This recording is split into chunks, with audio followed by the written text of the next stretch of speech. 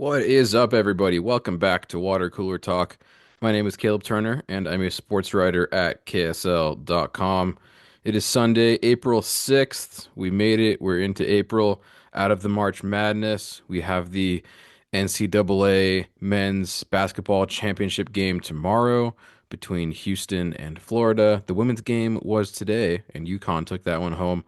So we're coming towards the end of it, and we're coming towards the end of a couple other seasons as well. We've been going for man, going on 7, 8 months strong with this podcast. Started back in September, consistently every week. Started with football season, what got into basketball, had some hockey in there too, and we're kind of through almost to the end of this main sports schedule, at least here in the state of Utah with our main sports. And that begins with the end of the Utah Jazz season. First off, we are into the final week of the NBA regular season coming up here as teams fight for playoff spots, and the Jazz are not one of those teams. They have secured the best odds at Cooper Flag, who looked great for Duke in that NCAA tournament. Unfortunately, came up short of the championship game in a last minute, pretty wild loss to Houston. If you didn't watch that game or have seen some highlights from it, I'd encourage just checking out the ending of it maybe because it was crazy. Props to Houston for making some shots and stops down the stretch. Nonetheless, Jazz, let's count them up here real quick. One, two, three, four, five, six, seven, eight, nine. I looked like we're at a 10 game losing streak once again for the Utah Jazz. As I mentioned, heading into their final week, they've got two home games Wednesday against Portland this week, and then Friday against OKC, who's looking like they're going to finish with the top seed in the West. So you can put that loss in Sharpie. And then they're finishing the season on the road at Minnesota a week from today on Sunday, April 13th. And that'll be it for your 2024-2025 Utah Jazz before they're guaranteed a top five pick at the very least. The furthest they can fall is five. So the Jazz, next time you see the Jazz after this week, they'll have a top five draft pick on their team. So some excitement there, certainly, and also maybe some excitement for some fans, some relief that the season has finally come to an end. The worst record in Utah Jazz team history, which is what it took to get those odds at getting a what they hope to be a franchise changing player, somebody who can lead you to championships, can lead you to the playoffs, like a Stockton and Malone, like a Donovan Mitchell and Rudy Gobert, get back to those types of winning ways. And they hope that with that top five, hopefully top one pick, top three maybe, pick can get them there. So uh, the pain and suffering of the worst season for Jazz fans is finally coming to an end this week in what has been a lot of losses for them. And the other team that is coming up on the end of their season, their Delta Center partner there in Salt Lake City, the Utah Hockey Club, coming up on their this final stretch of their season. They've got 5 games left. It'll kind of spill into the week after this one, so no, we're not quite to their final week. Um, but once again, like it's basically what we mentioned last week with the less than 1% chance the playoffs for the hockey club. So they're um, you know kind of just fighting for pride at this point. Um, kind of continued that win one, lose one that they've been in for the last couple months, kind of type of pattern. Um, After we spoke, last week they did get that win over the Blackhawks and then followed it up with a home win over Calgary.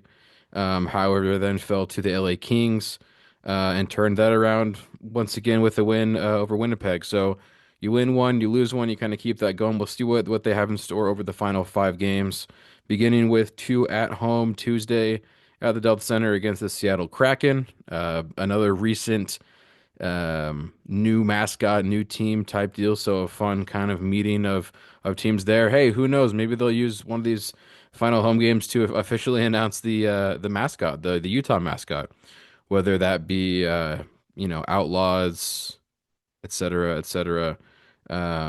Whatever the options are there. I know people have their preference, and we'll see if that comes true. One more home game Thursday against Nashville before they also finish out the season on the road with three in a row at Dallas, Nashville, and St. Louis. So both the Jazz and the Hockey Club going to be signing off on the road this season. So get in those visits to the Delta Center while you can if you want to see this version of your favorite teams. And with that, we're coming up to an end of an era here, end of these major teams. However, we do still have, as you guys are of course wondering, we have soccer. Soccer goes through the summer here in Utah, which is probably for the best considering the outdoor sport nature of it. You don't want to be playing soccer most likely outdoors in Utah in the winter months. And now that we're officially into spring, we're in April, hitting these 60, 70-degree days.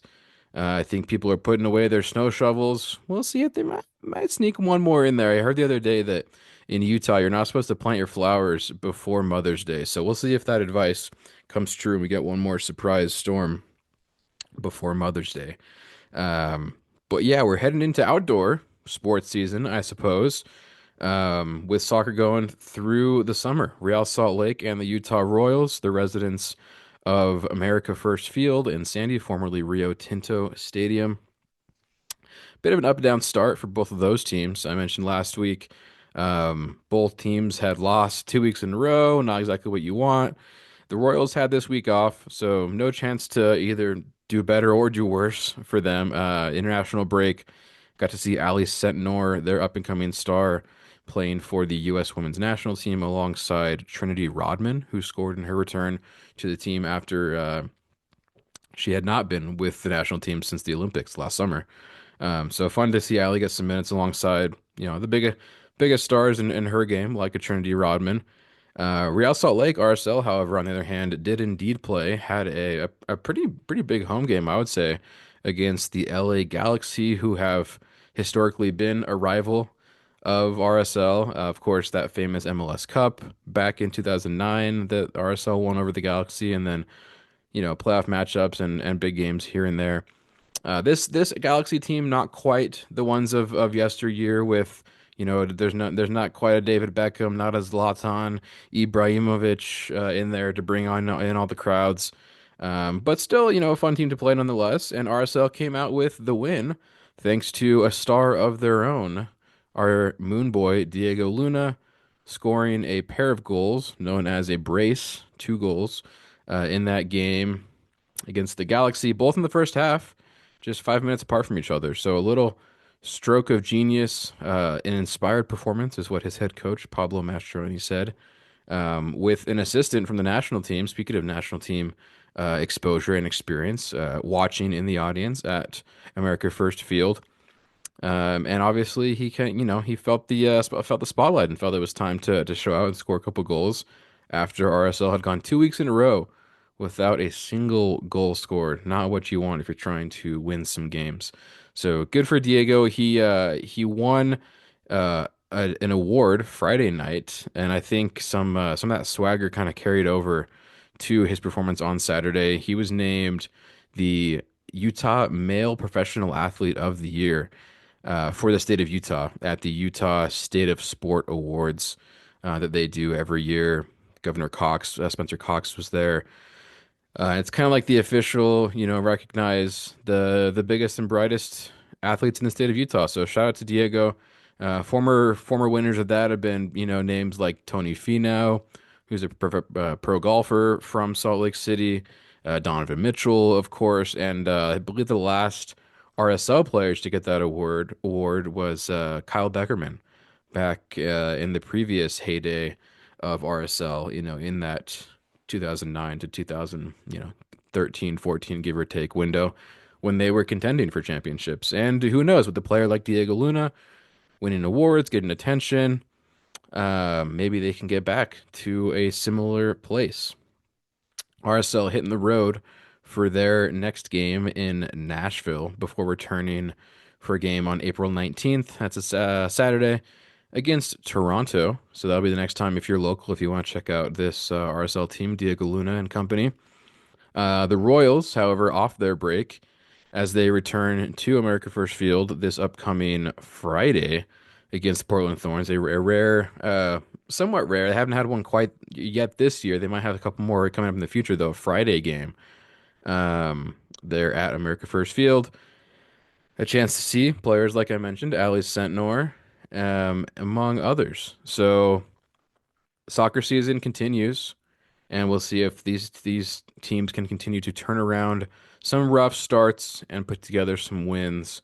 Especially, you love to see a win like RSL was able to get at home, that 2-0 win over the Galaxy. Maybe the Royals can put together something similar.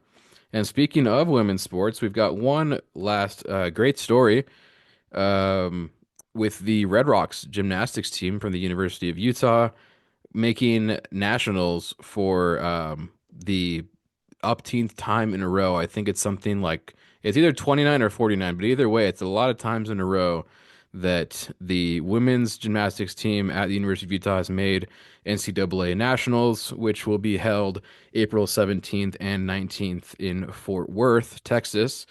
Obviously, the Red Rocks, a pretty famed program, certainly the best gymnastics program in the state and one of the best in the country.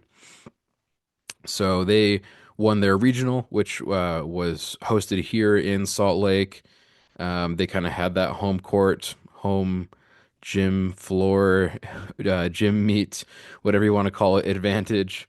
And we're able to come away with the win over a couple other, both local teams and kind of regional teams to make it to yet another NCAA nationals appearance. So look out for the Red Rocks as they look to bring home a national championship. I don't believe they've ever won one. If they did, it was a long time ago. They've come really, really close. Like I mentioned, they've gone to the Nationals many, many, many times. But in recent years, at the very least, I can say that for sure, have fallen a bit short. This team is extremely talented. I know they've got a great freshman, um, Avery Neff, and they've got plenty of other veterans, Grace McCallum, who is, national team caliber, and others as well who can hopefully bring home that banner to hang in the Huntsman Center. So that's upcoming. We've got gymnastics, we've got soccer coming up. And lastly, I did want to mention this. This is kind of a fun story. We don't yet have an MLB team here in Utah, but we, of course, still have our beloved Salt Lake Bees. And they've made a move. They left the downtown Salt Lake area, and they are debuting their brand new stadium out in the Daybreak area, west, kind of west southwest side of the Salt Lake Valley, for the very first time this week. So the Bees minor league season starts this week, and they'll be playing their first game starting Tuesday at this new ballpark out on South Jordan Parkway when it meets up with Mountain View Corridor. So for any of you either out there who want to go check out this new stadium, I would encourage you to. Sounds like it's got a lot of really fun stuff, state of the art, brand new. If you're sick of old stadiums here in the state of Utah and you want something new, well, here you go. All new everything. Literally, you'll be some of the first people to ever sit in those seats at that ballpark. New food venues. There's a list of those on our website, ksl.com. Some great coverage from Carter Williams on the Bees front. Everything new that's coming to that ballpark out on the west side. So exciting stuff there. And of course, sports continue to go through the spring into the summer, even though it is an end for a lot of the most popular teams. And I think for some, maybe an early end that they didn't want to come to an end quite yet. As we head into the end of this, fall, spring part of the schedule, um, we will kind of shift gears a bit. Hopefully, I can get some more guests onto this show, maybe some players, maybe some coaches. If you guys have people that you want to hear from, feel free to reach out. I know I dropped an email address on here several times before. Feel free to do that, KSL Water Cooler Talk at gmail.com, or hit me up on social media. Caleb Turner. I'm on all of them. So if you can find me, if you can get to our website, I've got my email on there as well. So As we head into kind of a new period, we'd love to hear from you guys what you want to hear me cover, what you want to talk about, and tell me what you guys are talking about around your water coolers at work, at home, wherever it might be. What are the stories that matter the most to you when it comes to sports in our area? We'd love to hear from you. And hey, maybe I'll even bring some of you on. I brought in obviously our friends like Jackson and Nate before. No reason I can't bring on some more friends. So thanks for checking in, guys. Thanks for hanging around, and we'll catch you next time.